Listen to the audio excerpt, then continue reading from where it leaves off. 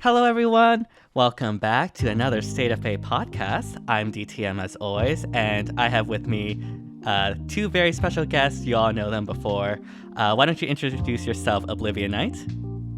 Hey everybody, it's Oblivion. Glad to be back, and I think we have a lot to talk about. There's a lot of interesting stuff happening in FEH right now. Yes, there's so much since the last time we talked.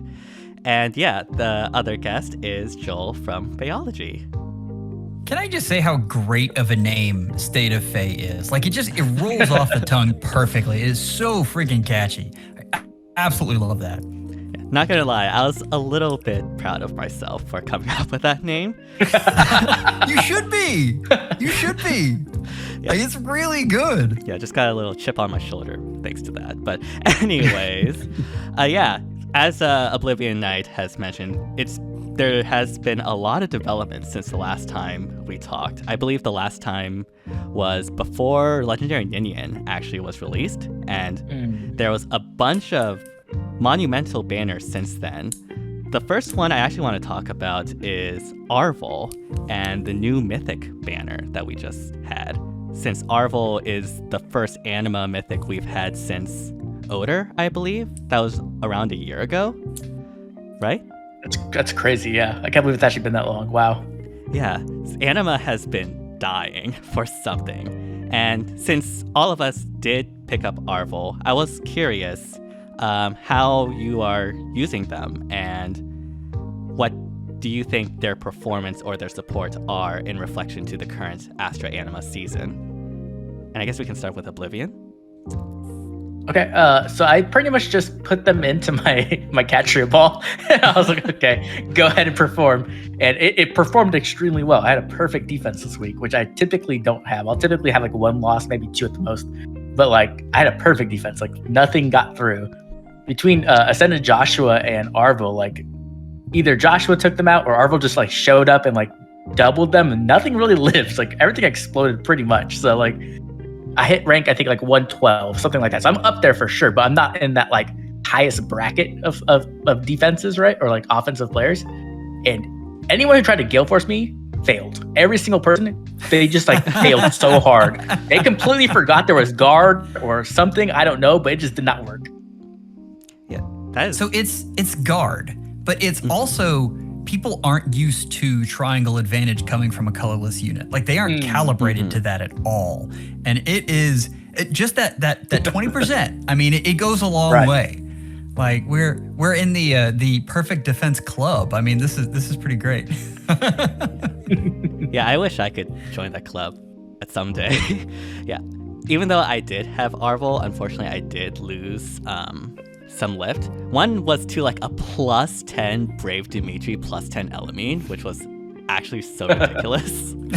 Yeah, I know you two will be very happy about that. But anyways. That's literally me walking around with like a plus 7 to an Elimine. Okay, this is easy. Yeah, but yeah, like, honestly, Arval was definitely a big upgrade to my defense as well. I had several replays where it was very clear that they were trying to false start the Catria, but because they were initiating not on turn 1, because of Arval's res buff, Catria was able to avoid that false start, and you can tell that in the replays, the triangle attack was definitely unexpected, which I really do appreciate. It does, give defense a lot more strength to, I guess, fight back versus all the offense threats we've had recently. And yeah, overall, it has been an upgrade, I would say. It definitely. I will say, I've been curious, and I'm really curious about what you guys say. How do you think this affects, like, at the higher tiers, this is definitely something that people are implementing. As you go down, though, Arval is not exactly just cut and dry. Like, it's not very easy to implement. I think of, like, when you get a dancer, you just plug them in and they work. Like a mythic dancer, just anywhere you want to put them in. But this one, especially like in a Catria ball, getting the correct overlap takes some real tinkering. Do you think this pushes anything at the lower tiers and helps them out? That's a good question. I don't know, because I feel like it's just another powerful nuke that's getting added to defense potentially, right? And so like for a lot of people, they won't deal with it anyway, right? They're already losing to like powerful nukes. So I don't know if it's gonna really change anything, right? Because like I don't know if people at lower defenses are like really res stacking Bridal Catria. I kind of doubt it, right? Like that's kind of more. I wouldn't say it's an advanced, right? I don't want to like to everybody. You're like, oh, you're so smart, but like a lot of people care enough, right? They're not gonna think about it. They're not gonna try to put every single res thing they can on Catria and then try to have buffs as well. Like they're just gonna be like, okay, there's Cat. He's in there. The defense works half the time. I'm happy with it. You know what I mean? So I don't know. I feel like this is like more of a character where like you really have to like of their strengths, and you have to like. I think there's multiple ways to do that, right? It's not just like you have a powerful nuke. You have to take advantage of that resistant buff. You can really take advantage of the buff if you can put Arval in the correct place. It's gonna hit parts of the map where you're gonna try to engage them. It's what I've noticed, right? Like if you could block off a party and have Arval blocking the other, essentially with the guard, it definitely like makes a difference. Yeah, for me, what I see, what Arval like either adds or changes when it comes to the lower tiers is, I think, very similar. I don't think a lot changes with Arval, because at the end of the day, with Arval, it's not like it's making new archetypes viable or anything like that on defense. It's just reinforcing or like strengthening Catria balls to be able to overcome Element. It's not like shifting it to something like high threat range or anything like that. And so in terms of the lower tiers where, you know, we aren't seeing that like res stacking Catria as much, I don't think it's as impactful as it is to the more higher tiers per se. I mean, in that way, it's similar to Medius, right? Like Medius essentially just like reinforced Catria Bolt on Dark Season. Like it's like, okay, now your bolt tower doesn't work. Okay, now you like it's more difficult to deal with essentially. And Canto control pretty much, you know, like that's what Medius really offered, and it was a lot. Like it made it way better for sure. That brings up an interesting point actually, in that like a lot of the defense mythics haven't really shifted the meta so much as it strengthens the current defense meta, mainly that being Catria balls. And I don't know what it would take for a mythic to potentially make other archetypes viable or to potentially have new archetype viable. I know you've been doing some researching on this, Joel. Has there been any movement towards like new archetypes other than Catria balls in the higher tiers? All right, the closest thing I've seen is to go all melee. And you have Brave Seliph, Brave Crom, and you ignore the ranged threats at all. I mean, you're just going all in.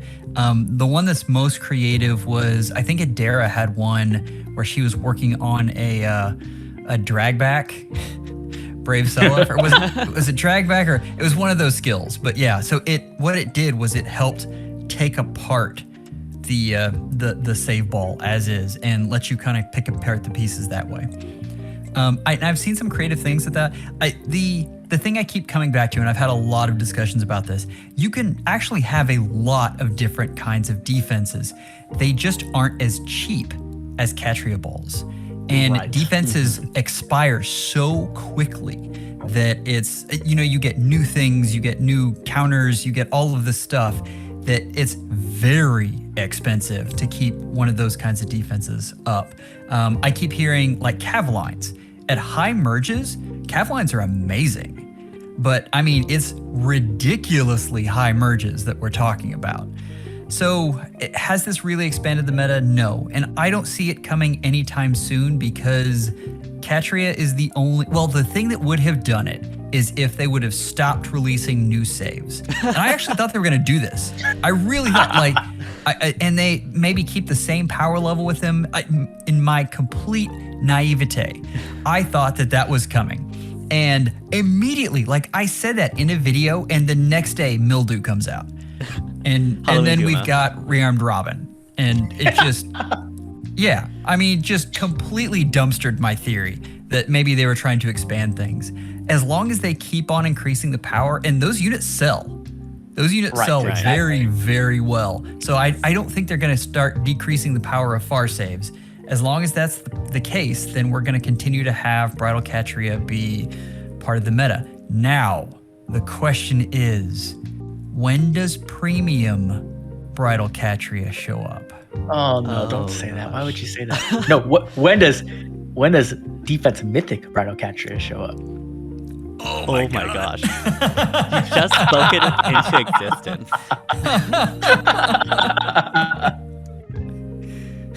Send your angrygrams to the Oblivion Knight. Whoa! I get enough of those already. I don't need any more. Yeah. I will say. But speaking of defense, go ahead. I will say, like, on the topic of Bridal Catria being so cheap, right? Like, back in the pre-save days, like, you didn't really need to have that invested of a defense to do well, because even if, like, the tank is super invested, you can always just try to design your defense in a way to take out the support units. And to a lesser extent, this is still true, like, especially for Brave Dimitri Omnitank's team. One of the ways to get around that is to, say, like, snipe the Element, if you can maneuver around that. But obviously, with the new saves, you are forced to attack head-on against this super invested tank. And so what happens is that, obviously, you need a lot more power. And, again, the cheapest way to do that is Bridal Catria. And so I think, yeah, since... Obviously, as we mentioned, with Halloween Duma and Rearmed Robin, unfortunately, I don't see that changing anytime soon. There is a component to this that we need to discuss, though, and that's, while this has made the defense meta very stale, the offensive meta has expanded dramatically. If you think about the popularity of hit and runs and of Gale Force plays, they have increased so much because it's really hard to take on a Catria ball with a far save. That is true, I guess, to an extent. I just wish I could see, like, more Aether Raid's offense content, since I believe it's only 11th Steady that's been consistently doing them. But as for me, obviously, I've still been doing, like, a lot of player-face strategies, and with, like, Bridal Catria, it is very, very... there's a lot more flexibility since there isn't that high of a threat range in dealing with Catria. Yeah. I think in the last 2 weeks, I've been hit by Summer Edelgard, Summer Dimitri, a random Yuri team. And I mean, this guy this was like 0 merges across the board, played my team like a fiddle. It was incredible.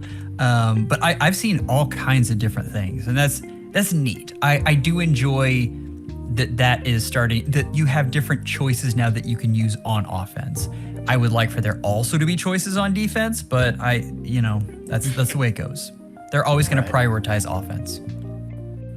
I think that's smart, to be honest. And I've been enjoying offense a lot more lately, actually, because there's just so many options. Like, I have so many units right now that I just want to try out. I've been just kind of like rotating things in the offense.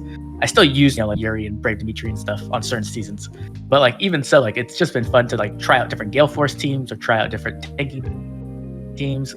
This week, I used a double Element save ball, which I don't ever use save balls. I was trying to make a funny video that just did not work out. The video did not work.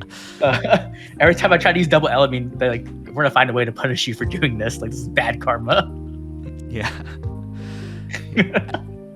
I mean, yeah, it is great that there's a lot of variety that you can do in offense. I will say, like, doing Linja Force or Ninjordan Force on Catria balls pretty much every match for me sort of gets tiring, but again, it's super glad that a lot of people have been having, like, have a lot more options on offense.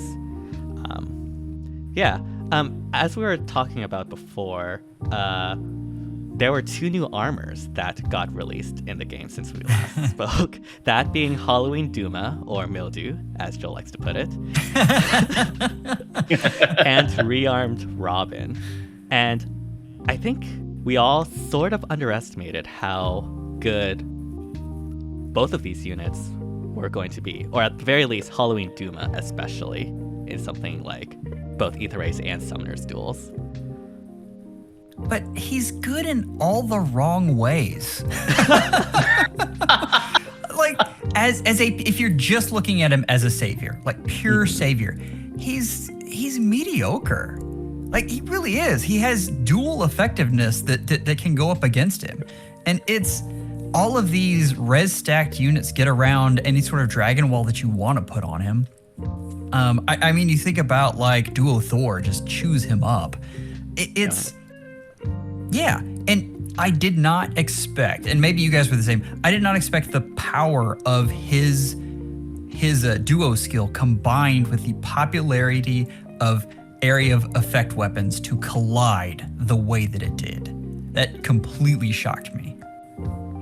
That was the biggest thing in Summoner Duels this weekend. Like Summoner Duels Ranked was just like, do you know when to use Duma's duo skill? Like you need to know exactly when to use it. Because like a lot of times he will survive, and it's like, okay, right now, do I take out one of their units to remove an action from them, or do I heal right now? Is there like, and a lot of matches came down to that moment. Like for me, and I was watching like Connor Zach play SDR, and like I would be in chat. I'm like, Connor Zach, heal, Connor Zach, heal. He's like, backseat me more. I'm like, okay, heal, just heal. Use the heal button. It's so good. It's like not only is it good just for the heal, though, like the ability to just remove or the like dole out the enemy's bonuses. If you know how to use that correctly too, like that can really match really quick. So let's say next week comes and we find out that the map has just a ton of mountains, like Valentian Pala Paradise.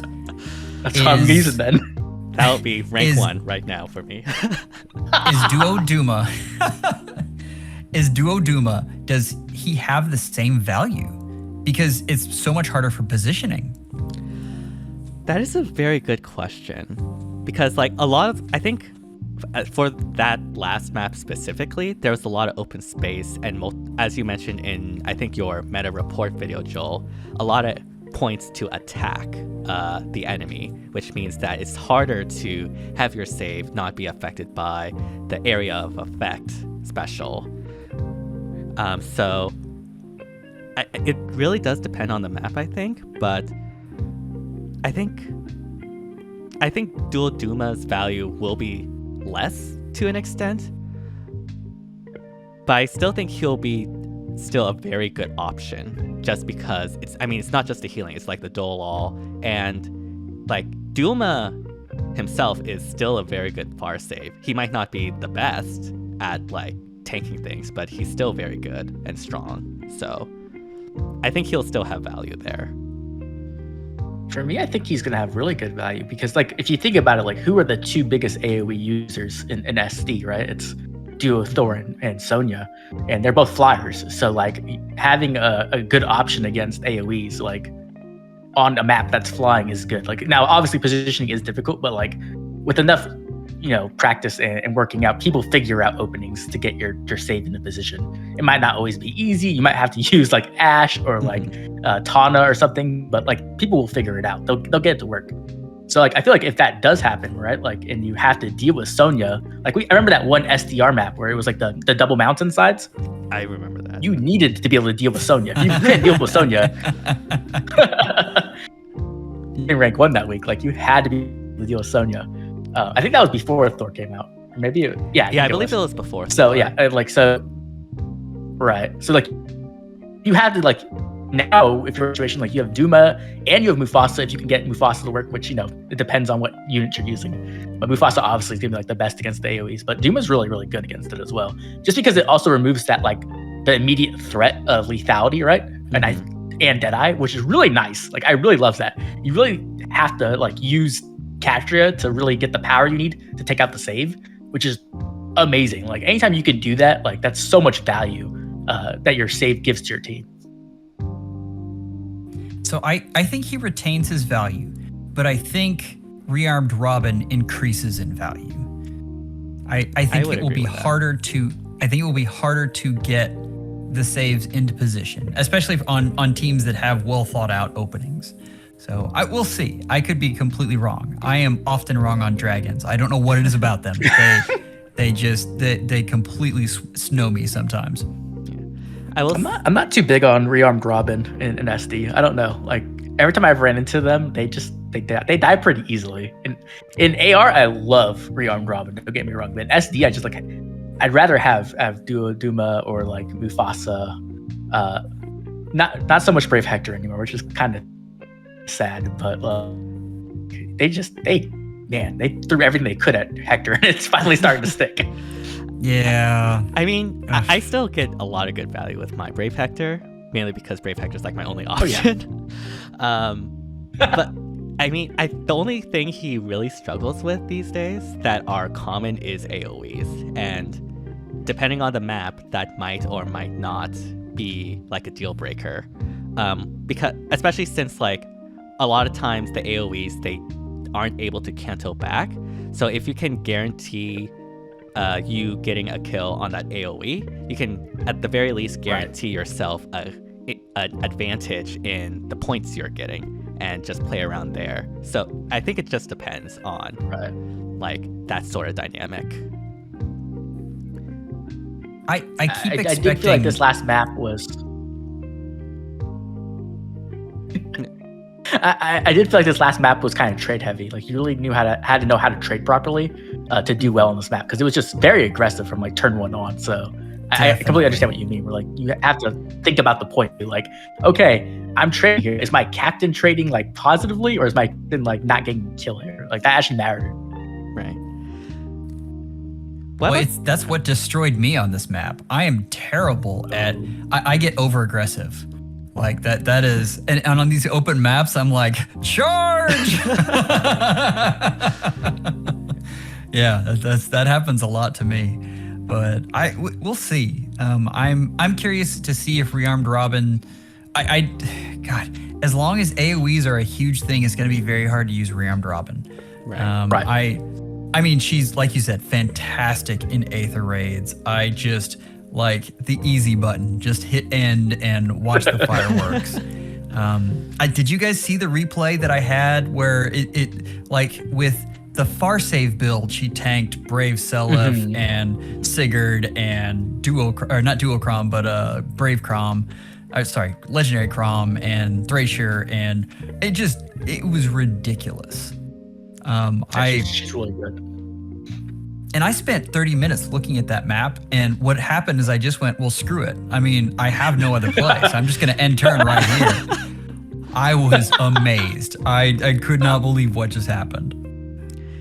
Yeah, Rearmed Robin is super amazing on Aether raids. I've been having a lot of fun with her, and especially this upcoming Chaos season where she's bonus, I expect her to be even stronger and just an even more end turn button for Aether raids offense. So how far do the miracle builds go that are countering these new saviors? Like, where does this end? Is there a counter to miracle? Are we going to get more legendary Nana type effects, or where do you guys see this going? I think we're getting a counter for sure. Like miracle has just gotten out of hand. This is ridiculous. Like, as a person who's making a miracle video right now, and that's why I got #1 in SDR. Miracle is like stupid. It not only catches people off guard, it just like can like put people into a position where they just don't have choices. It's like, okay, well, there's a miracle unit here in my face. Okay, how do I deal with this? Well, I can't really go around them. There's a far save behind protecting other people. It's like, oh my gosh, it's very frustrating to deal with.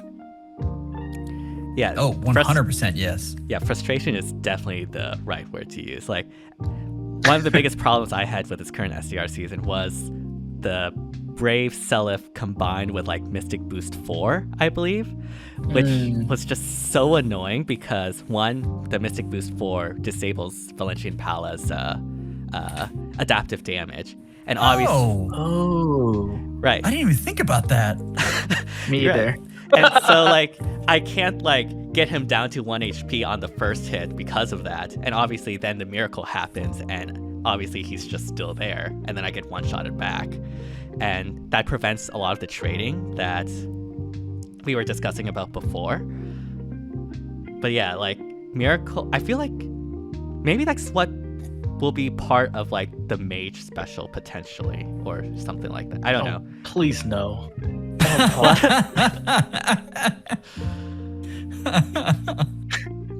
Everyone's legendary Deirdre. I don't want that. She's so hard to deal with already. I'm good. Yeah, But yeah, Why? Oh, go ahead. Why aren't people using Deirdre more? What am I missing? Like, she's really good. She destroys Duma. She just destroys Duma like it's nothing. Like that is left when Deirdre gets Duma. So I guess when I was playing SD, even in normal mode, and then when I went to SDR, I would say like 90% of the saves I saw were Duma. Yeah. I'm not sure. I think just not a lot of people have legendary Deirdre.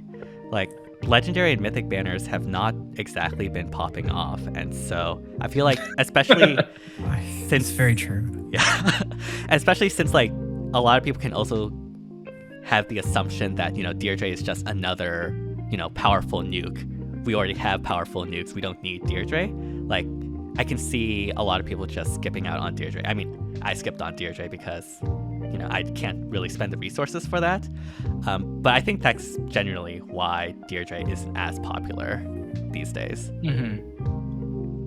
Yeah, I mean, I pulled on that banner and I decided not to spark her. I sparked Ash instead. So I think that kind of gives you the sentiment. Right. Yeah. So we've had a Halloween Duma and Rearmed Robin like back to back, like probably around the top echelon armors. It's really interesting to see how like the evolution of like the top armor evolved. Like it was like Brave Hector for the longest time, and then it was Brave Hector 2. But now we have like Halloween Duma and Robin, and I'm very curious, like, where do you see armors going from here? Like, Robin is obviously a very speedy armor. Duma has that special effect. Like, what potentially could be future armors in the future? I already know it's gonna happen. So like, we just got Halloween Hector's Refine, right? And it wasn't great. Like, I don't want to lie. It was not the greatest Refine by any means. And so I'm thinking, like, if this isn't Brave Hector 2, where is Brave Hector 2? Like, there's a Brave Hector 2, it's coming. Right? Or Brave Hector 3, maybe, because I guess Ascended of Dune's Brave Hector 2. So Brave Hector 3, it's coming in Christmas. We're gonna get Christmas Hector. He's gonna be in armor. He's gonna be colorless. And he's just gonna he's gonna have everything. He's just gonna shut down everything, and he's gonna be super expensive somehow. They're gonna make him like really difficult to pull or something, and then everybody's gonna want him. I mean, preference hardy fighter. Oh my gosh, is coming. Oh yeah, right. There we go. Like that's. I'm even trying to figure out what that would be. Like a full no follow up would be interesting, but that means they would have to be speedy, and you don't really want speedy. Like you really want defense res stacked, because yeah. Maybe so I don't know. Maybe preference hardy fighter can like have some damage reduction against AoEs. Maybe as part of. Oh my effect. god. Oh god. Yeah, that could be it for sure. Dragon fighter. No more dragon B skills. No more dragon B skills. I am sorry that I ever prophesied we were getting a dragon age, because now it's just too much. I mean, we still haven't had the dragon special yet that you predicted, so we're not done yet. I Oblivion. know. It amazes me. I cannot believe we don't have that yet. It's coming. It's coming. I mean, it's the only thing left, so following the pattern, it has to come, right? Like, that's how it works. But no, I'm surprised. I assume so. I'm surprised as well. Like, I would have thought that, well, for one, they would have introduced that to either like Brave Tiki or any of the other armors that we've had. Like maybe like female Halloween Corrin or something like that. I personally would like a Dragon Gale Force personally, since I think that would be really cool for both Lilith and Fallen Lilith. And I think Legendary Ninian, actually. I think that would be really cool for her as well. That'd be really strong. That'd be really strong. We are perfectly in sync. I was just about to say that. Like, that is the dragon special that I'd like to see. I think that's the one thing that dragons are missing. I don't think it would break the meta. I think it would create more fun things for us to do. I'm all for that. But that may be because I'm just a huge Legendary Ninian fan, so. I mean, I'm totally down for Legendary Ninian having 3 actions, joining the echelons of the Edelguards. like you can dance, Gale Force, and then dance again. Like, that would be so much fun to do with Legendary Ninian. Although I am a bit surprised that I feel like Legendary Ninian has been a little bit underrated. Yes. Oh, completely. How? Completely. She kills Brave Dimitri. She actually kills Brave Dimitri. I don't care the merges. Like, takes him out. It's weird. I think, like, I don't know, like, when I did my Legendary Ninian reaction video, I was talking about how amazing she was. And the amount of comments I got saying she was not good, it was at least, like, 15. At least 15 comments, like, she's not that great. And I'm just like, what? And then Phoenix Master was like, she's good. And I'm like, what do you mean she's good? No, the Phoenix Master is supposed to see this. She's amazing. Like, she's easily top 5 units in the entire game. Easily. Yes. Like, not even close. Like, it's like pitchless. Like, I agree with all of you. Like, we're in the choir right now, preaching to the choir. But like, I agree. Like, when I did my Legendary Ninian reaction as well, like, I thought she's like the best legendary in the game, or at the very least the best water legendary. Right. If you want to like be very minimal, but like just having a dance and another action is absolutely insane. And I don't understand why. I don't know. It is very weird. And maybe those in the comments would help us out in understanding why that was underrated. But yeah, I'm very confused on that as well. This might honestly be the same thing we're looking at with Deirdre, and the same thing you talked about with legendary banners not popping off. People are kind of down on legendaries in general, and I think it has a lot to do with the main mode they're designed for, Arena. Man. I think the other thing is, like, people have very limited perspectives about certain things. When they see a dancer, they're like, support unit. This is a support unit. So when they see that Nini doesn't like offer like the ridiculous amount of support maybe like Legendary Azura does, or like, you know, Harmonica Azura or something like that, they're like, oh, she's a bad dancer. It's like, no, she's an offensive dancer. She is out there dancing, and while she's dancing on your corpse. She's killing you. Like, that's what's happening. Like, you have to get ready for it. People just don't understand. Like, that's her job. Like, she's aggressive. Yeah. I think her being classified as a dancer did like hurt the I guess perception of her, which I think is a real shame, because I think she is super fun and a lot of people would enjoy using her. But yeah, unfortunately, legendary and mythic banners have been like struggling, at least from the data we have. And unfortunately, it appears I don't see a situation where that would change anytime soon, unless they release like either a super popular or super powerful unit, just due to the way it's structured. It's coming, DTM. It's coming. You know what's gonna happen?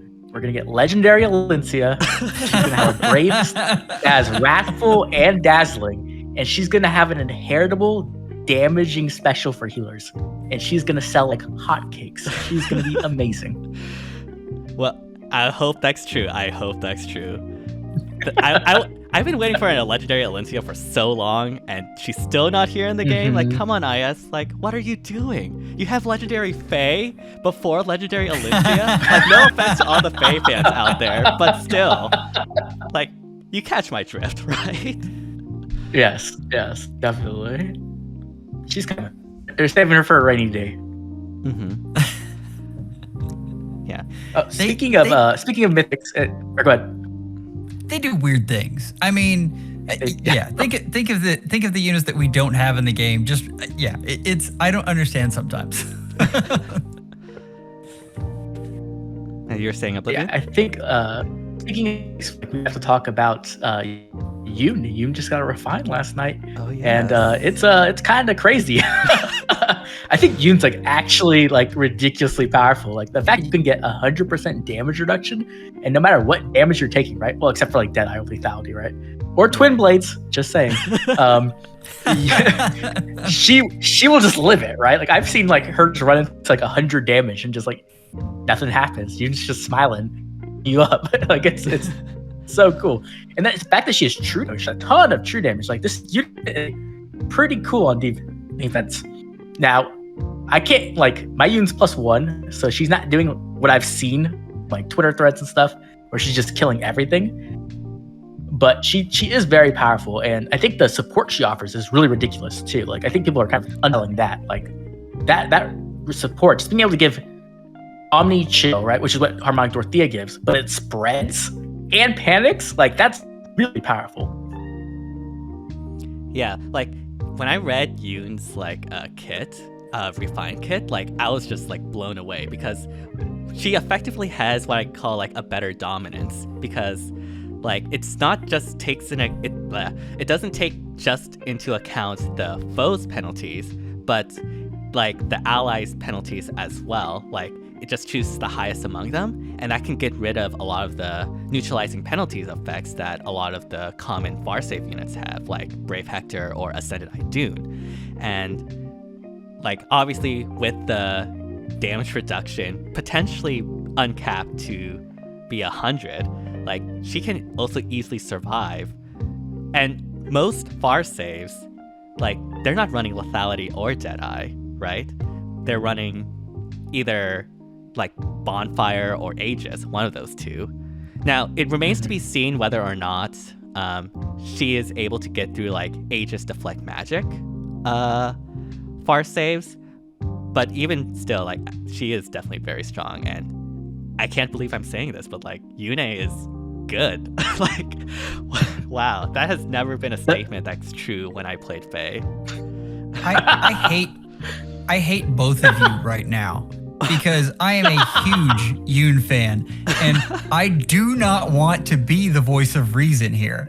Like that is not, no. I don't know how I ended up in this position. I mean, the problem is, who's she replacing?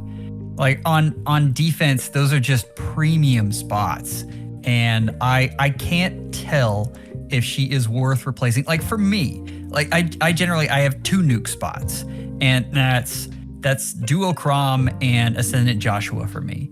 And both of those units do more than one thing. Like there's a lot. And Yune does debuffs and has good damage output. I can't tell if that's enough. You know what I mean? I think she's like really strong. I don't know. I've watched videos and I've been checking it out and I've been testing her. And people are building her wrong, first of all. But second of all, like she puts out a lot of damage, and Deflect Magic actually doesn't work against her, right? Because she doesn't stop them from countering. They attack back, and then just no damage. And then she hits them again for full damage. So like, actually pretty good. You can also get special charge off that. Means she Ruptured Sky or something. Like she can hit a truck. Now the thing is, of course, hard. But I have seen her kill Hardy Fighter like Fost, like just pretty damage twice in the face and just destroy them, right? The thing is, but a lot of times your saves have the highlights of everything. So you're all the debuffs, right?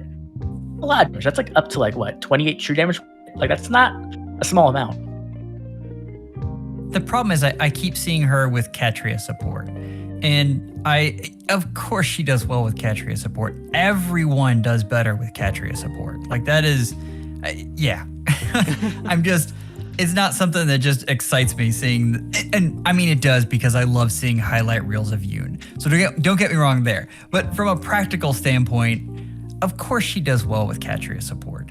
The question is, and this was really interesting, brought up by Padme Wan, who comments on actually a lot of videos. An absolutely spectacular, very smart person, and was bringing up the fact that this affects Gale Force teams. And yes, exactly. That is not something I had considered. And the debuffs make it harder to do things, and it makes you possibly burn an extra action in order to either clear debuffs or, do something. So that aspect is very interesting, and that might make it worth putting her on a team. But all I'm saying is that it is very, very competitive to get those spots. So I mean, maybe I just run without Triandra as a dancer and just stick Yune in there. I don't know. I agree. Go ahead. Go ahead. I assume you run Triandra and Medius then as your mythics for Dark Season, Joel? I do. Okay. Yeah. I was wondering if like instead of, I guess, Triandra, you can use Eldigan, I think, and then put Yune as a dancer, and then just put Yune in as sort of that shuffle of the unit types. Well, I'd have to just go without a dancer, because you have 2 saves, you have Catria, you have 2 mythics, and we're already up to 6 or 5 units there. It's those spots go away very, very quickly. The funny thing is, like, Crom is, compared to nukes right now, there are definitely better ones. But for save balls, the fact that he can use that to change fate and go chase down hit and run teams is just, it's irreplaceable. It's really, really good. So the option there would just be to run without a dancer. And I mean, there are plenty of Millas in the world, so maybe that is the way you go. But yeah, that's the things that the choices that we have to make.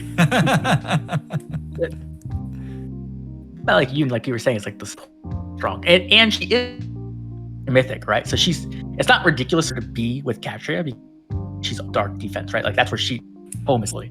So I feel like that's a synergy as well, and she also has resistance, which means that if you try to deal with that some way, you really can't, right? I'm kind of tempted to try her in Chaos Season, to be honest. I kind of want to try that out because the thing is, like, those debuffs and panic are really powerful. And for all those people who want to use Brave Seliph and Brave Crom, who are like the premier Gale Forcers right now, man, does she hurt Seliph. Like, not only does she like take his attack and speed, she makes it. Like, that's crippling. Like, how do you deal with that?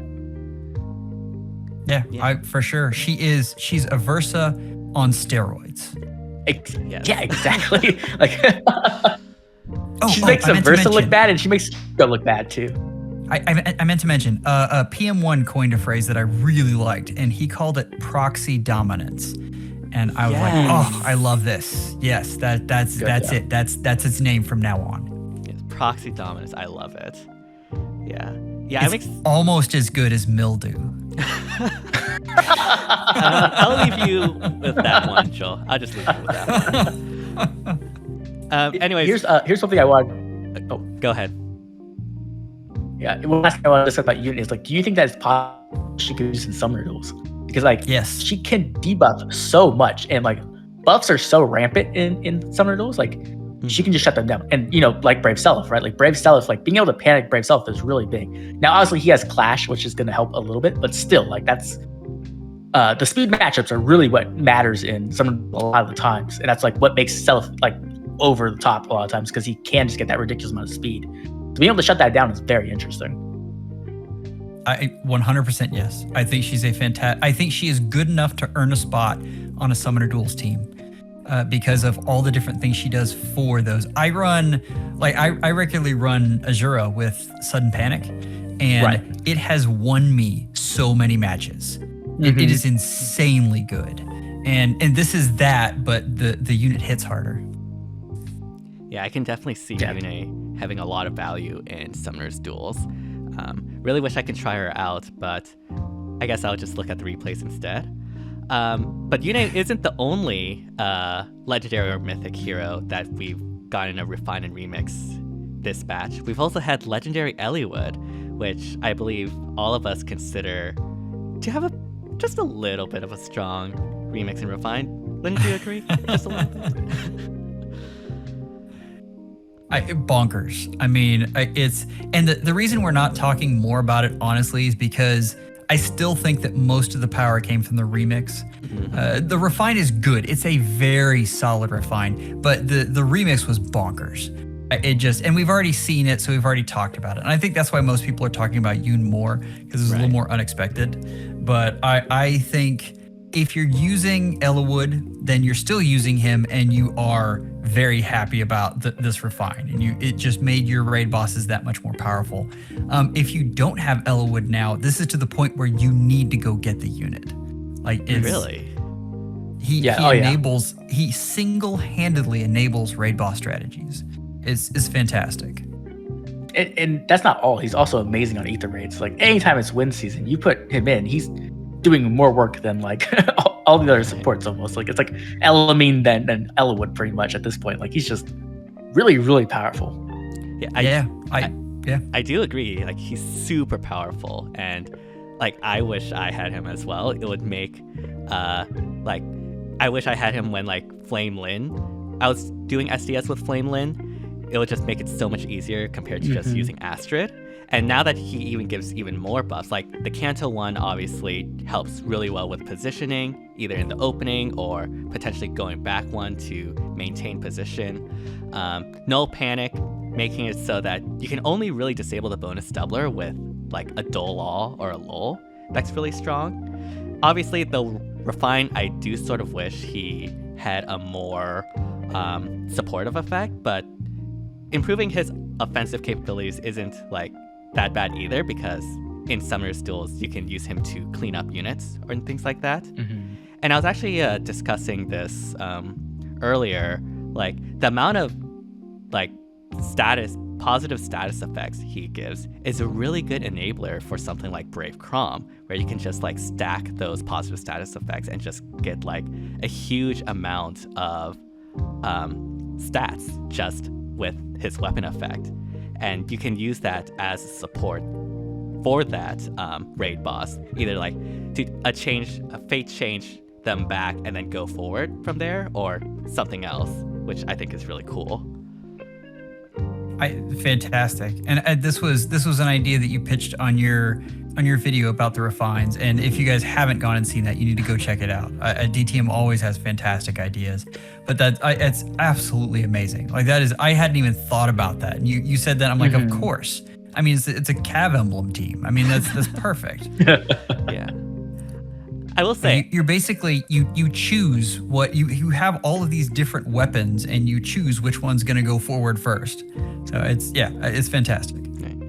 I will say, I will caution my perspective in saying that this legendary Eliwood is like a must pull for everyone, because obviously, personally, I don't think any unit is a must pull by any means, but like. I don't think you can go wrong with Legendary Eliwood and getting him in as part of your account. But Dad, can't I use a quarter on the gumball machine, please? No, I have a reputation to maintain, okay? No summoning at all, unless it's a Legendary Mythic. Or your faves. But yeah, I have a reputation. One thing I do want to talk about, and I do want to talk about his Refine a little bit, because I feel like people are sleeping on his Refine a bit. I think it's much more powerful than people are kind of considering. Everybody's just like, oh, it's a combat Refine. But the thing that makes him really good is that you don't have to use action to get all this free stuff. He just gives out free, like, everything, right? Like, not only is his support free, but like now his of him is free. Yeah, I think he's he's one of the best sword calves in the game now, like easily. Not support this asked from, but on an offensive one, right? Too, like he's obviously not Brave Seliph or Legendary Nana status, right? The fact that they gave him true damage and a Dole effect is really, really big, and I think people are sleeping on that because they're like, oh, it's just stats, but you have to realize how many stats that is, right? Just from Eliwood's own kit, he's giving himself 20 attack, 20 speed, 20 defense, and 8 resistance, right? That's 8 stats he just gave himself. That's a lot of stats. And with the Dole effect, you're also robbing them of plus 6 Dole stats as well. So that's another 24 stat swing you have. So it's like at a certain point, stats do matter, right? Like when it's that many stats, you have to consider it. I do think Eliwood's gonna be a lot more powerful, especially in Summoner Duels, where a lot of times the way to win against a raid boss is by taking out their supports in the back. A lot of times they will send like a flyer in the back or something to try to take out Eliwood. I don't think it's gonna be very easy nowadays. Yeah, and that's the problem is probably with the term cleanup unit, and that will still be his role, but it makes it sound like he is less of a combat unit than he actually is. Right. He's not going to be a frontliner, but man alive, like if you take out the main unit with your raid boss and then Eliwood is still there, you still have to worry. You're not done yet. Right. Yeah. I mean, in my opinion, he has better true damage than Nana. I mean, Nana has 20% true damage based off her attack. He has 15% true damage based off the foe's defense. I think that's just arguably better. Yeah, I can definitely see that. I mean, yeah, I do agree, like, Legendary Eliwood's combat is being slept on. Because he also gets like all those effects that he gives out to his supports, which we all agree is like very strong already. But yeah, legendary Eliwood stocks have definitely gone up a lot. Outside of the legendary and mythic refines, we had some other refines as well as part of the batch. Which ones in particular do you think stand out or are your favorites? Oh man, I don't think any of them are amazing, if I'm being honest. Other than Yune and Eliwood, I think the rest of them are like good to like bad. That's pretty much where I put them at. I think Petra's like on the high side of good. I think I underestimated it a little bit, but like when she's performing well, she performs really well. But like there's a lot of things that could go wrong essentially, right? Like the foe's not 100% HP, you don't have an ally within 3 spaces. Like there's a lot of things that can go wrong with Petra's combat. But you know, she is really powerful when she gets the chance to do it. But other than that, like I'm not big on Halloween Hector's refine. I think it's pretty bad. Same with Fallen Corn, unfortunately. I feel like she's very situationally good, it's like a very small situationally. I think Python's is like a really bad refine, if I'm being completely honest. I think it's like pretty garbage. Yeah. And then Cynthia's is pretty solid, but like she's another Lance Flyer, so it's like you can have fun with her for sure, and she's gonna be good, but she's not gonna be like a meta threat by any means. She's not gonna be. I like what they did with Cynthia. Like that's it's at least creative. Yeah, exactly. What they did with Python is just lazy. And I can't tell what the vision was for Halloween Hector. Like I can't quite. At least for Fallen Corrin, I know exactly what they wanted to do with that unit, and it's interesting because if you pair Fallen Corrin with legendary Eliwood, you've got kind of an interesting raid boss in summoner duels, because I mean, if the unit's out by her lonesome, it's a lot of stuff. It's not the way I like to play, but there's still a lot of things you can do with that unit. Now, the others, I don't get Petra. I'm not even on the high side for her. It's just okay, and that's about all I've got. Do you guys think we will ever get remixes for duo units? I mean, no. I thought that was going to happen because we had that delay. Turns out it was just because of DST shenanigans.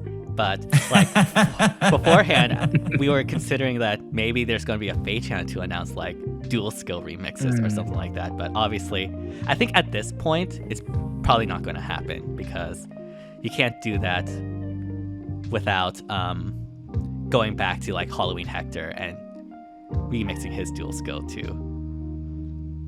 I think it's like unprofitable, right? Like it makes them less money, right? You can sell the same duo skill but upgraded and make more money off of it. So why would you upgrade the old ones? Like that's a horrible way to think, but I think that's like, if you're thinking about it from a business perspective, that's probably what they're thinking. So it's sample size of 1, but after seeing Halloween Hector's refine, are you lower on duo and harmonic heroes? Either of you?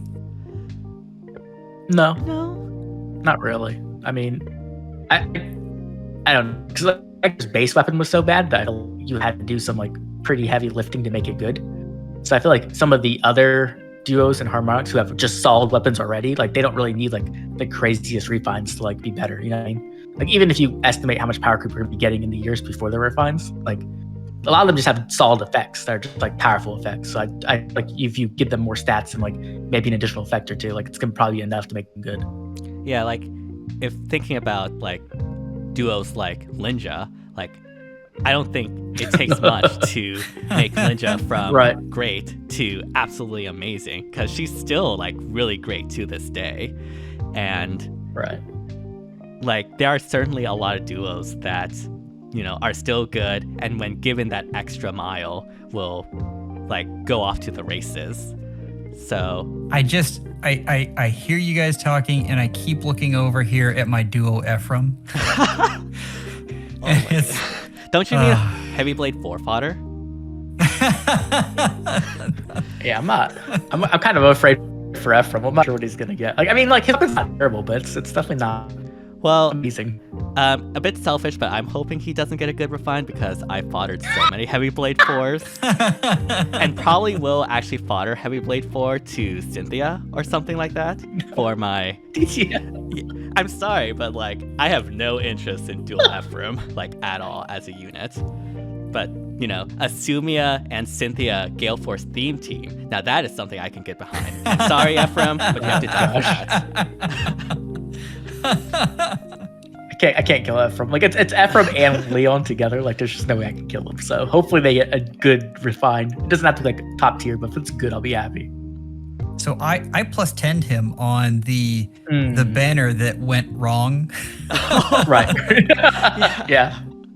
Like it was like 400 or 500 orbs for a plus 10 duo Ephraim and Sothis. And if they both get bad refines, I'm going to be like, well, I thought I had a good deal at the time. Oh, do you think they're doing that on purpose? They might, yeah. Maybe. It very well might be. They do that.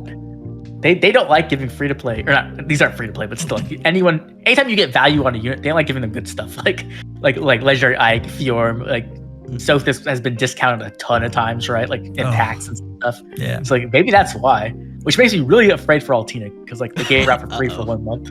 But it was only 1 month, IS. Like, I mean, most people don't even have it. Like, it's fine. Isn't she getting like a remix within like 3 months or something, I think? Or yeah, January. January, I see. Counting down the days. I mean, what my fear with Altina is that she shares a weapon with like Winter Altina. And I can see a scenario where IS doesn't want to make Winter Altina too powerful, so they don't give like the greatest things to. But they haven't been sharing remixes. Like it's that hasn't been a thing for a bit. And so like whatever.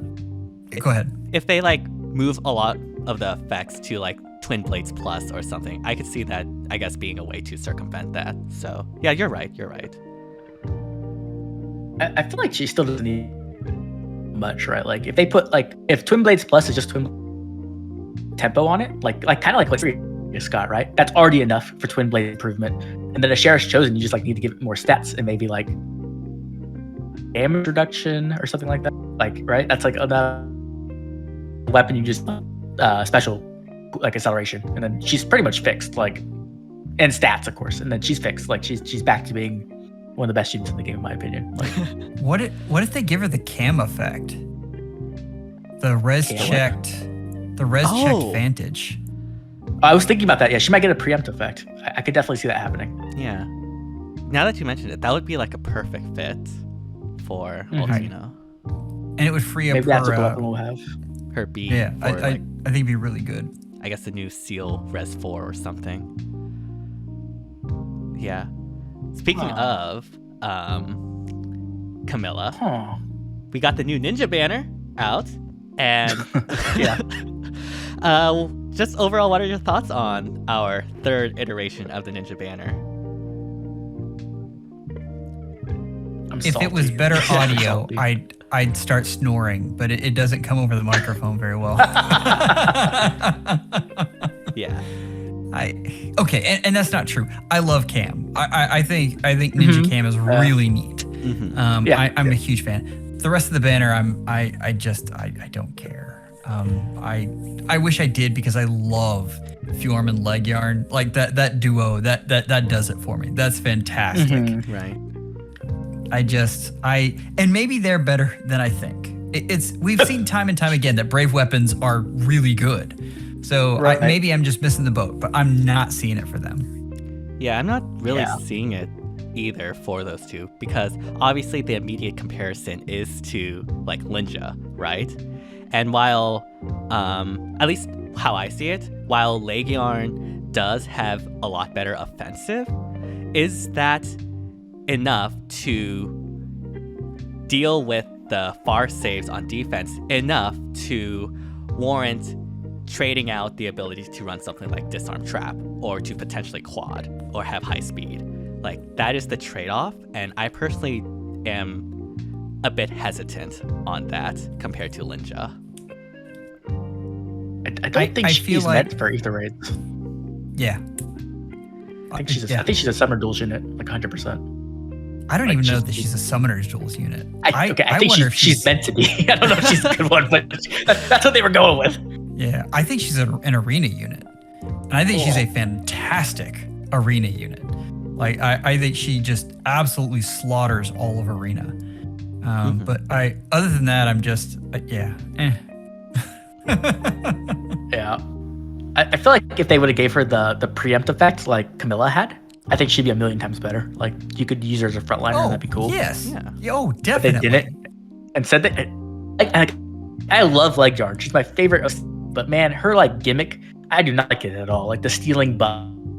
It's just so like conditionally, like you can't control it. It's just reliable. I'd rather have her something else. Give me something else. It would have been so much better. You could completely sabotage yourself and run her with Yune. That is certainly an option, a choice when doing your teams. That's all I'll say on that.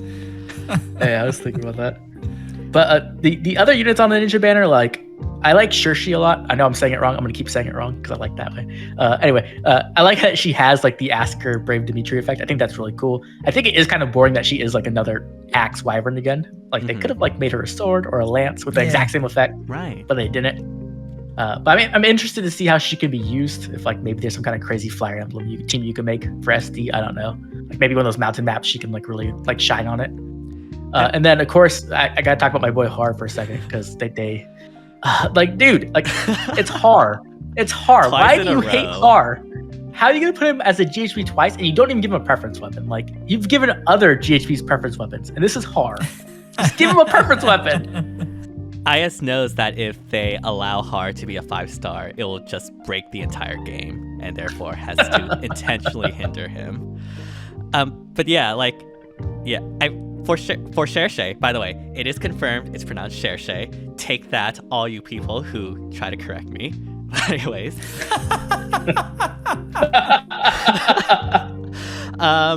yeah, like Shershay is basically like a brave. I want to say like a brave Spring Maria in a sense, because she effectively has like the same flat damage reduction and can run, I guess, what was that B skill name? Like Flow Flight or something like that? Oh, yeah. That like super niche one. Mm-hmm. So, I mean, she can run that, I guess. But yeah, overall, I did really wish that for her first ult, she would have gotten something unit-wise a lot more creative. I do like the art though, but yeah, as a unit, I wish like she wasn't just another Axe Wyvern. I guess I'm the only person who didn't know she was ripped, or isn't ripped. I thought she was like ripped, like, you know, like Titania or like Altina ripped. But I was just wrong, so I was like, oh. I think she is ripped in like the Awakening art, if I remember correctly. Oh, right, yeah, that's what I thought. She has like a ripped back, doesn't she? Yeah, she does. I don't know. But they don't have that on her for whatever reason. Why are they hating on muscles? I know, right?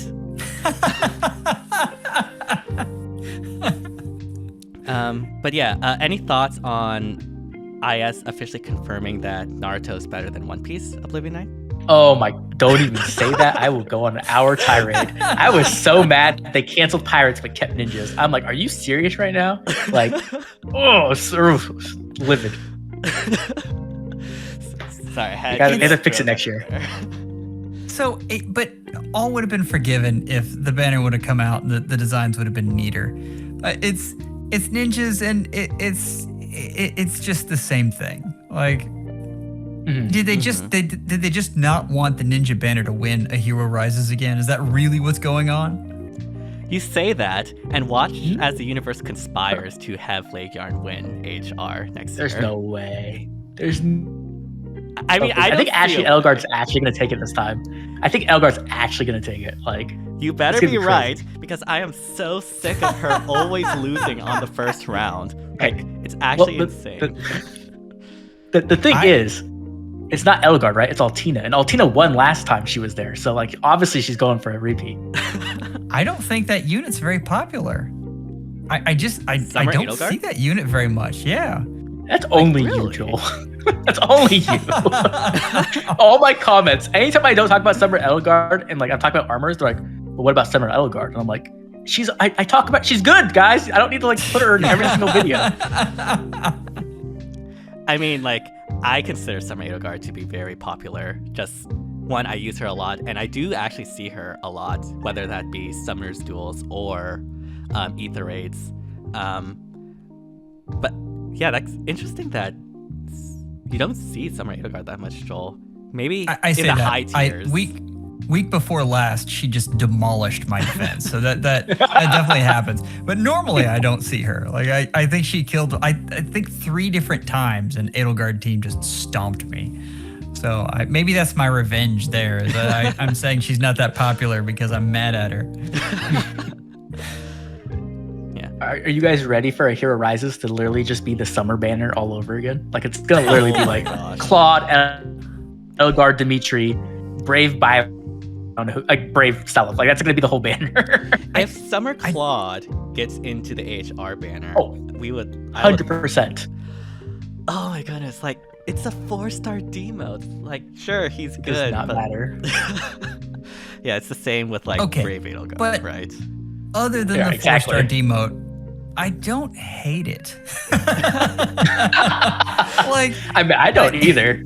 It was a really good banner. I mean, it was a really good banner. Yeah, I'll give you that. What's your dream AHR like top? Because we got a banner for that. So like, what 4 units do you want in the top 4? I think for me, it would be like Dual Crom. Even though like I don't need him anymore, I know a lot of people do. Summer Edelgard, obviously. Maybe. What other reds do we have? I'm trying to remember. Dual Duma? Dual Duma? Yes, that's red too. Yeah. Okay. Yeah. Okay. That's a good one. What's the other one? What other reds do we have that I'm forgetting? Baby Ike. There we go. Oh God.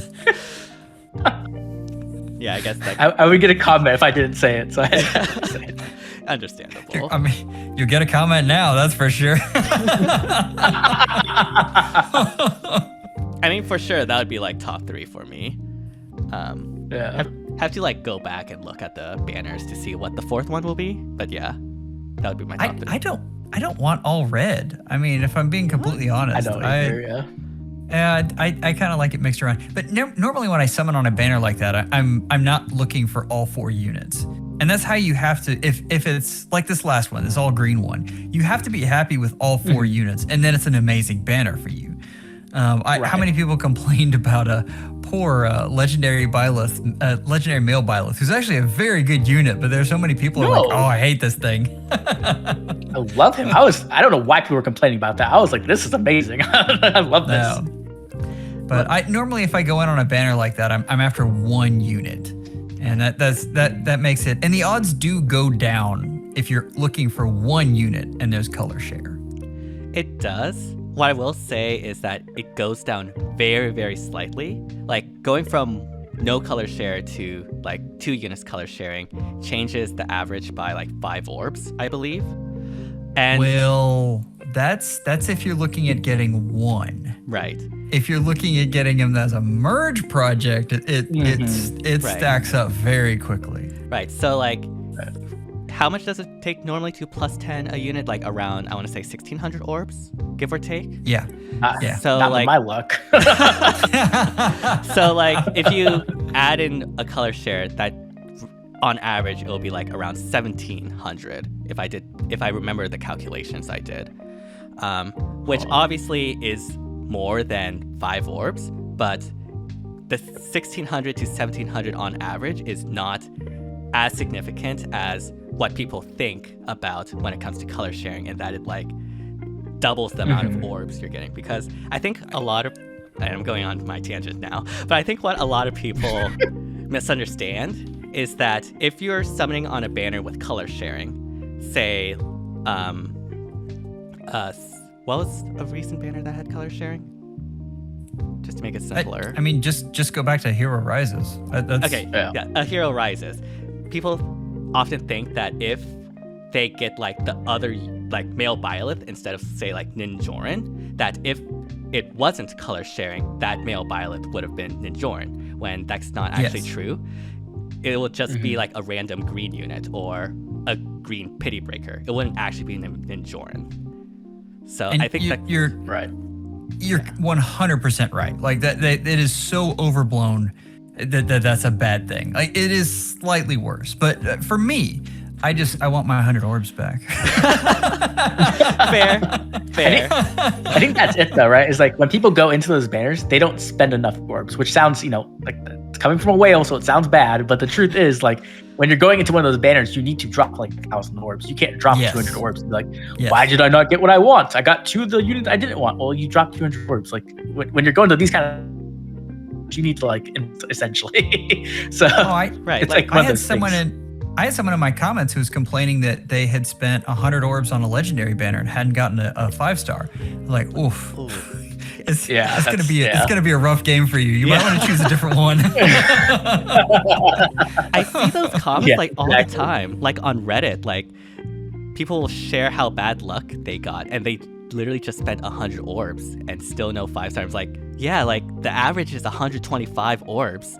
Like, I feel like a lot of the expectations when it comes to summoning is way more optimistic than it needs to be. And this is why I always say, don't go into a banner unless you're prepared to spend like at minimum 500 orbs. And unless there's a spark and you just want the spark, but other than that, the more orbs the better. Yeah, and it's people blame us. You know that, right? Like they're like, well, they post all of these videos where they have amazing luck, and I'll have you know, I need to speak up for us. The problem isn't that. The problem is the ones where we do poorly don't get any views. So they're out there. Trust me. Like those summoning sessions happen. I'll say this too. The really bad summoning sessions, I don't post. And there's a lot of them. You just don't see them.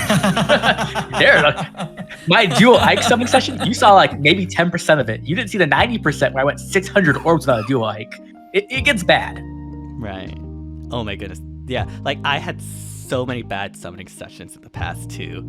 Like even before I started this whole VTuber thing, like I would have spent like, I want to say 500 orbs going for the weekly focus of Lucina and still not getting any OG Lucinas. And it would just be like, thanks game. What an amazing experience I'm having. What fun I'm having in this game. And I mean the definitive summoning session is Acarus with Corrin. And I mean there are a lot of opinions on Acarus out there. I felt bad for him that day. Like that was terrible.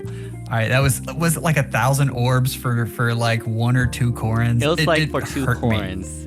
I think on his birthday stream, actually. It was on his birthday. Yeah, oh, that's right. It was. Oh, there was multiple hurts. streams too. Like I still doesn't have a +10 Corrin, and he's done it like 4 times.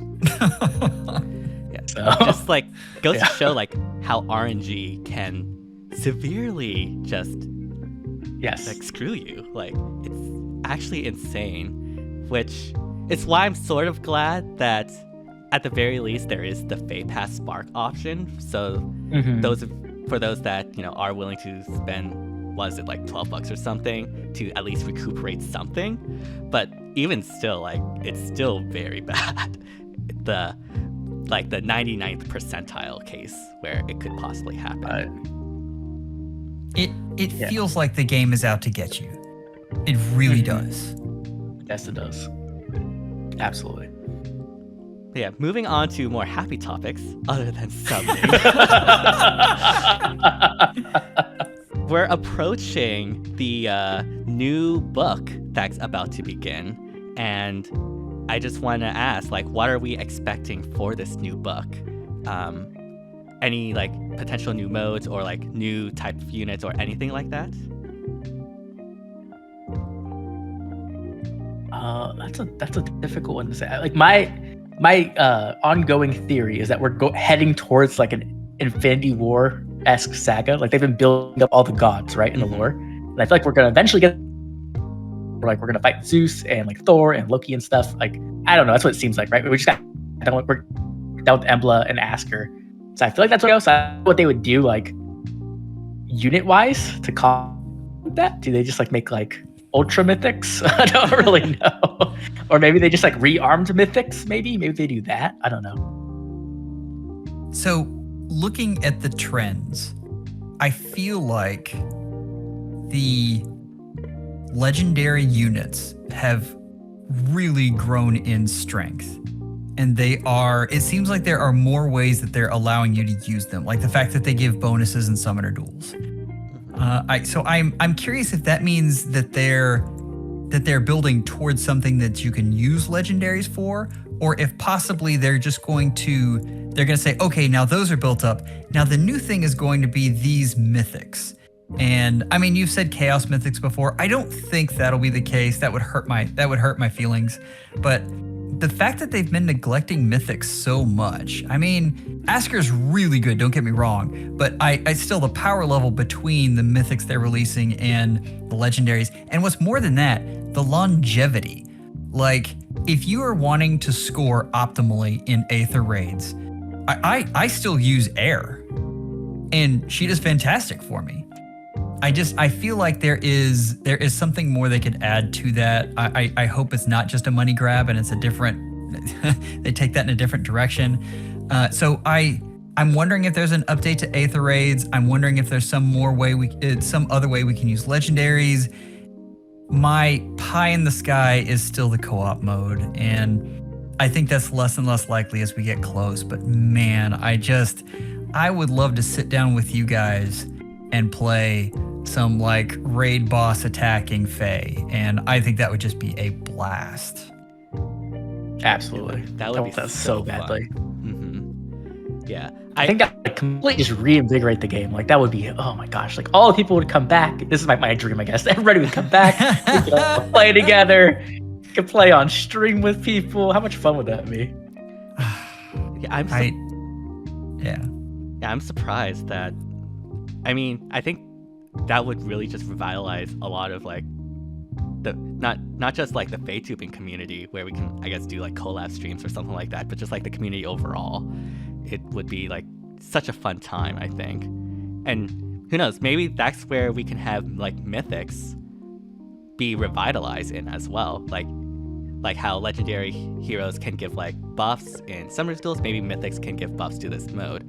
Because like, as you mentioned, Joel, like mythics, plus 10 mythics last a long time. And like once you have like a core set, there's really no need, as when it comes to offense mythics, there's really no need to change them, really. Like, and maybe that's part of the reason why, you know, mythic banners haven't been doing well. It's just that people already have their core and either don't need anything else or are looking to finish up their merge projects, which is not on the current banner. So I don't know, maybe like that sort of mode in addition to like a place where mythics can be used more effectively, I think that could really help.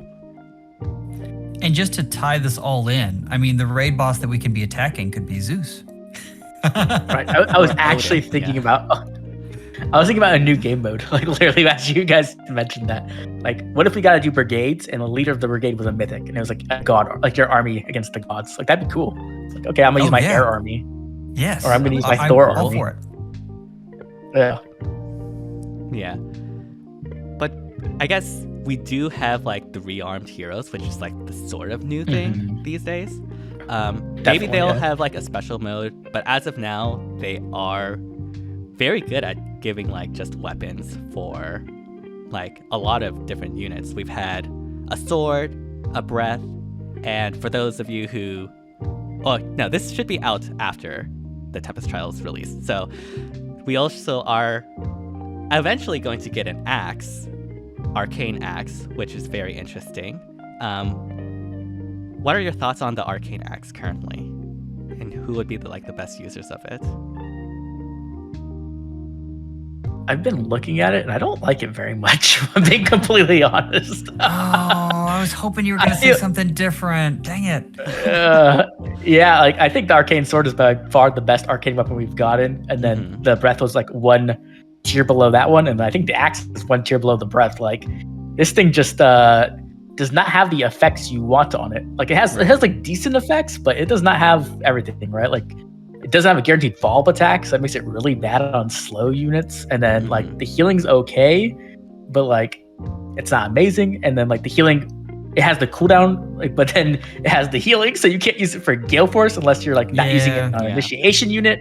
Like it's not the best. Like I'm still gonna like use it on people because it's better than what Gen 1 units have for reference weapons, but still, like it's definitely a step or two below the sword. I only took a quick look at it, and I was not impressed. The first thing that stuck out to me was that healing. I was like, really? Why? Anyway, but I was hoping you had seen it and thought of some amazing use for it, and we're gonna tell us all that this is the best. And it's the same feeling I got. Yeah, it has its uses. Like, don't get me wrong. Like, definitely. It has it's pretty good on armors if you're using Hardy Fighter because it has the cooldown. So like you can recharge like an Aegis or like a Pavis or something like that. Right. And it has, so that's nice, but like it's still not the sword. Like the sword is just better. Like it's just way better. So I mean, there's that, and like it kind of can give you like kind of no follow up on a horse because you can use like a flow skill to get the offensive NFU. But it's still not great. It's not amazing. Yeah, I feel like, I don't know, IS like put the bar way too high with the Arcane sword, because like that was basically like Brave Hector's weapon in a sword form. Oh yeah. In effect. Yeah. And that just made us think, oh my goodness, all these other rearmed weapons will be like that. But as it turned out, unfortunately, that seems to be trending towards being the exception rather than the rule. Yeah, and the breath was really good. The breath is a very good skill. It's not sword maltet, but it's very good. But like you said, it's the trend we see, right? It's sword and then breath and then Watch them cycle through all the weapons and then leave Lance for last, and then the Lance will just be like Effie. Lance. Don't say that. Don't say that. I was just about to say the Lance has to be good. Don't say good. I'm gonna be pissed. Sorry, I just spoke it into existence. Effie fans are Lance and Dagger are the ones I want the most. Like I need a Lance to be good so that Nephany can stop sucking and I can bring her back year 1. And I need the Dagger to be so amazing that I can make Jafar not trash. Like it's a lot to ask for. I'm not even kidding. That Lance is going immediately to Sharena. And it's time to make Ultimate Sharena. There you go, yeah. I'm super excited for when that happens. Hopefully it'll be very, very strong. But yeah. We've been recording for like 1 hour and 20 minutes. So yeah, this has been super fun. Are there any final thoughts we want to get into before we end it off? We are coming up on a time where IS is going to try to crack open the piggy bank. So please spend wisely. I have no problem with you spending, but just understand that you need to make sure you have a budget. Like, if that budget is 0, that's fine. Like, if free-to-play budget is just fine. But yeah, that's people always get regrets when they do the last minute. Oh, I'm gonna spend right now, and that's when things get tricky. So just a PSA. And since it's on your channel, I figured it would be on topic. So very appropriate. Appreciate that. Yeah, I'll follow up on that. Like, I'll listen to my parents' words. They always say, do as I say, not as I do. And that is my best thing to say because I'm going to be spending a ton of money and having a blast. So do not follow my example. Oh, I'm going to get me some Black Friday orbs, but I'm not for that. Like, that's... Me and Joel are going to go ham. Okay, I guess to like actually make an example, be like me. Don't spend any money on this game. Just play with your orbs. You would get 320 orbs a month. Use those budget, set a hard limit, all that. Go visit the How to Save Orbs video I made previously. And be sure to spend wisely, as we've mentioned before, because this is a gotcha Friday game. Deal, though. Like 700 orbs, I mean. Yeah, but at what cost, Oblivion? What cost? About Like $300. $200. Like, yeah. Anyways, on that note, hopefully y'all enjoyed this podcast. I enjoyed it a lot. It's always such a good time talking with you all. And yeah, hopefully you enjoyed this time as well. Of course, yeah. It's always a blast. I love talking about Fae, especially with you two, so I'm always down to record. Yeah, thank you guys for listening. Comment down below. What would you like to see DTM wear for Christmas? I'm thinking like Santa hat, like full on. I think a face reveal with a full on Santa Claus outfit would just be fantastic. Like that. Oh my gosh. Comment below. We want to hear you. All right, if we reach like 2,000 subs by like Christmas, I might consider it. But anyways, on that note, All right. be sure to like, subscribe, hit the bell, all that jazz to make sure that happens, not only to my channel, but to Oblivion's and Joel's channel as well. The link to that will be in the description down below. And yeah, thank you all so much for watching. Hopefully y'all enjoyed it. Let us know down in the comments again. And yeah, hope you all have an amazing time and see you all next time. Bye everyone. Take care. Bye. Guys.